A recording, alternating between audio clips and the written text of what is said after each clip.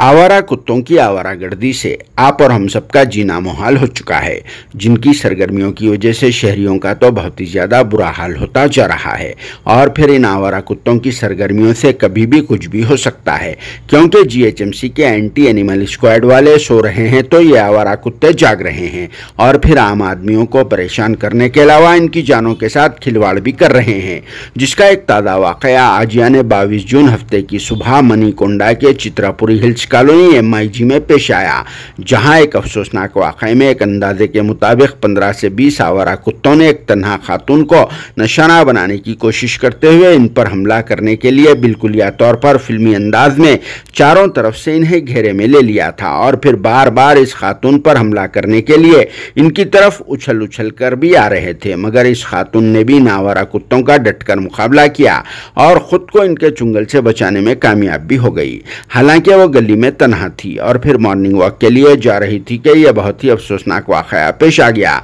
जिससे इस खातून की बहादुरी और दिलेरी भी मालूम होती है, जो इन आवारा कुत्तों के इस झुंड में से खुद को बचाने में कामयाब भी रही। अगरचे देखा जाए तो 15 से 20 कुत्तों के झुंड का कोई भी तन्हा इंसान मुकाबला नहीं कर सकता, मगर फिर भी इस खातून ने अपनी हिम्मत व बहादुरी से ये काम करके दूसरों को भी एक मैसेज छोड़ दिया। और वैसे भी इस वाक़ये के बाद से तो आप और हम सबको अब बहुत ही ज़्यादा अलर्ट रहना चाहिए, खासकर रात देर गए या फिर सुबह सुबह घरों के बाहर मासूम व कमसिन बच्चों के अलावा बुजुर्ग हजरात को अकेले ना भेजें। इस वाक़ये का मंजर वहां पर लगे हुए सीसीटीवी कैमरा में कैद हो गया और फिर इस दिलेरी खातून के हस्बैंड ने इस खबर को वायरल कर दिया ताकि जीएचएमसी वालों के कानों तक इन आवारा कुत्तों की आवाज़ पहुंच सके, क्योंकि इस एरिया में आवारा कुत्तों की तादाद बहुत ही ज़्यादा पाई जाती है। और फिर इससे पहले भी मासूम बच्चों को इन आवारा कुत्तों ने निशाना बना लिया था। जब भी इस तरह के अफसोसनाक वाक़यात पेश आते हैं, जब जीएचएमसी वाले नींद में से उठते हैं,